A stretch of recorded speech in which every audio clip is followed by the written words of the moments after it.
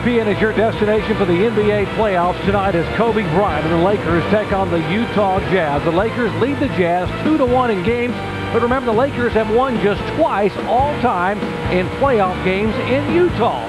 The first round of the NBA playoffs, Lakers Jazz on ESPN, also on ESPN360.com tonight at 9 o'clock Eastern Time.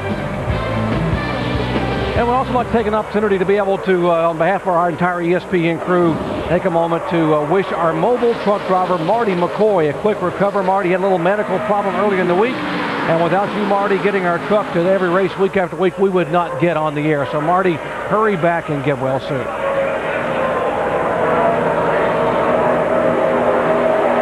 Lots of pushing and shoving up there, and the laps now click down 38 to go. Here at Talladega, it is Brad Keselowski. It is his boss behind him, Dale Earnhardt Jr., Brian Vickers, Joey Logano, and Jason Keller doing a great job. Keller, one of the 3 former winners here in the field. And there's another Earnhardt been making some noise. Kerry Earnhardt now in the top 10. Made his way up to the top 5 until he got shuffled a few laps ago. But he's having a strong race. Yeah, you see Jason Keller there on the inside of Ryan Newman. Doing a really good job. He's got himself up there in a nice position. Let's update Kerry Earnhardt. Jamie. Well, Doc, I had a chance to talk to Kerry yesterday, and he was so frustrated when they came to Texas. They didn't qualify for the race, so this time they're trying something new. They're in the 31 car that Stanton Barrett usually runs.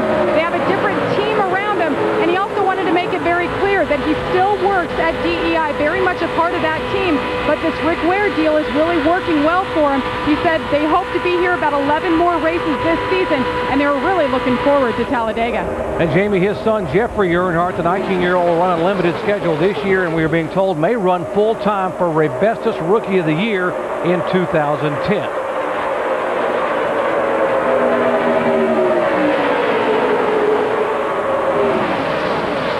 Still side by side as you would expect here, lap after lap at Talladega. Keselowski leading Earnhardt Jr.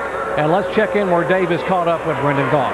Yeah, Brendan stands by the 62 car. There wasn't a lot of damage on that grill, Brendan. What happened to that motor? I can tell you why we outqualified Steven now. You know, Russ Wallace builds great Chevrolet Impalas. We got sponsors on everything. We got a great race team. ECR gives us great engines.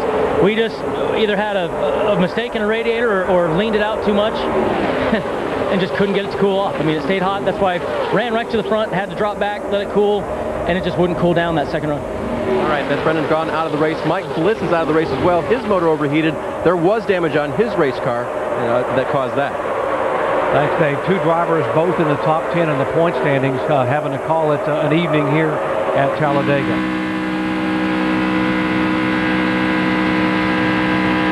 Here you go. 5's clear in your mirror there. Doing awesome, man. Keep it up. Need different info than that, or are you good with that? Nope. Trying to help Dale out here. Get him spare. I told him.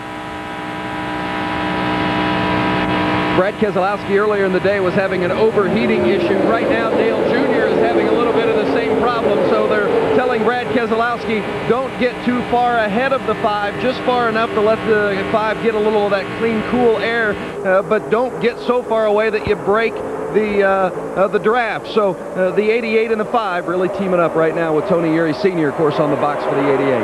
And Vince, that is important here, as DJ drivers would tell you. Not only you don't want to get behind, but you don't want to get too far ahead as well. I'll tell you one thing, they're riding a time bomb right here with all that tape on the grill. We saw Brendan Gaughan talking about his, and you know, it's so hard to keep that thing cool when you're trying to tuck up like this, and both of these cars have a lot of tape on the grill.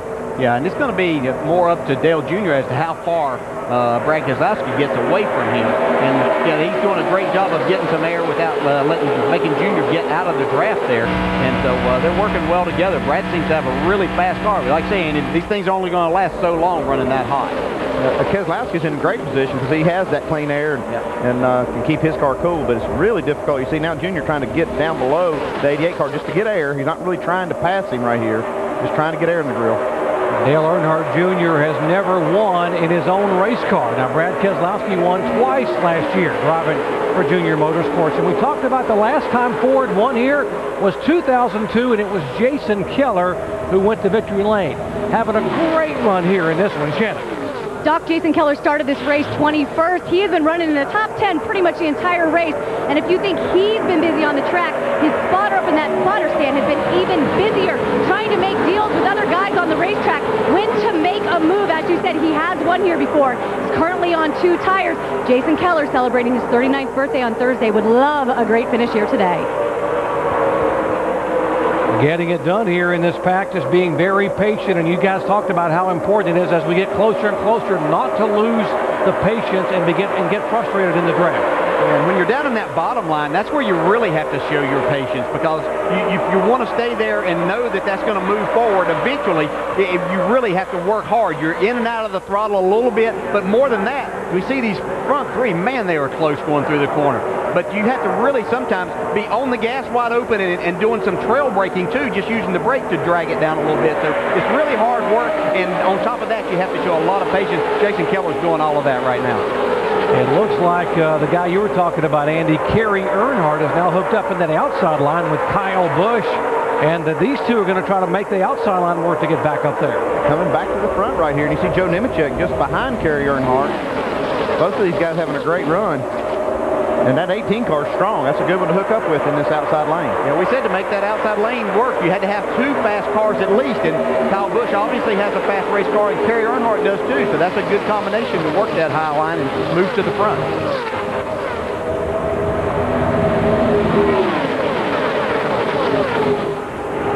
.01 car showing some smoke. That is Danny O'Quinn Jr., the former Rookie of the Year. That looks like another car that's run hot now and blown the engine up. That's what, when you get the car hot, you got to caution now for that 01.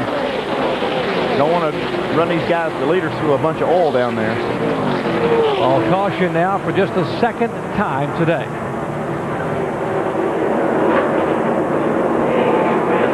Carl Edwards was at the back of this group. Yeah, motor blew up, he said. This caution should help him. Make a few adjustments here to make a run to the front.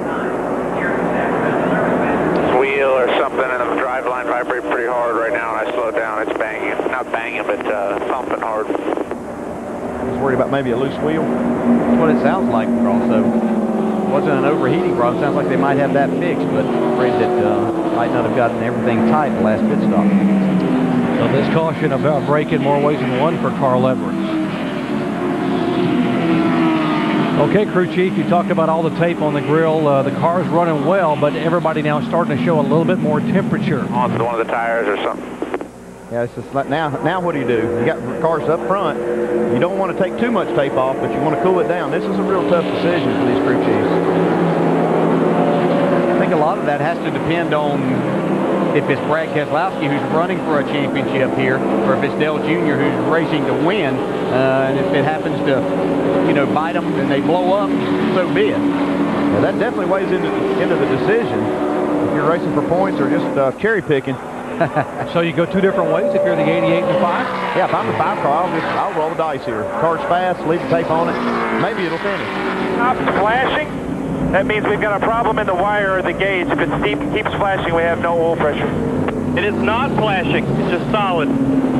Okay, 10-4, that is in the gauge or the wire. They're talking about the oil light. Now, there's a light that comes on when the oil pressure gets below a certain threshold. One thing that can happen when these cars do get real hot, the oil pressure drops quite a bit. And that light usually comes on around 30 pounds or so. And they don't run a lot of oil pressure in these things anyway at these places. So try to as run it gets hot and so you really have to make sure that you keep the RPMs up as you're going around under caution.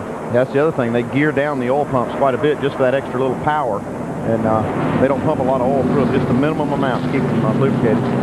We can make it the rest of the way on fuel, so this should be the final stop if we were to go green. Brian Campy waiting on Dale Earnhardt Jr., who missed his pit on the very first stop of the day. He had to go back around the racetrack and almost went a lap down. He's now driven it back up to second position. I bet he doesn't miss it this time. No. 2 tires here, 4 tires, any?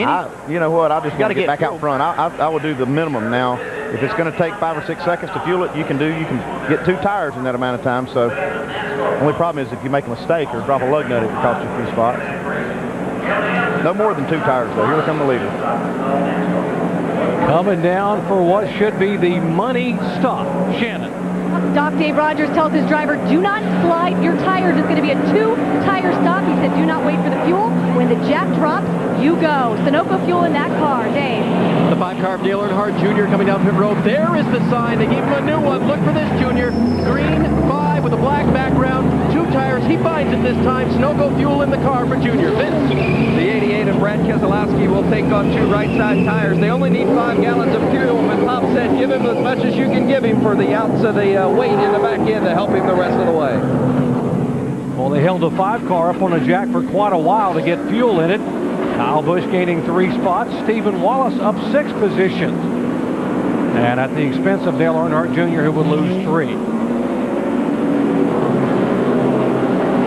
And we had a tire roll across pit road onto the grass. Full update, there it is.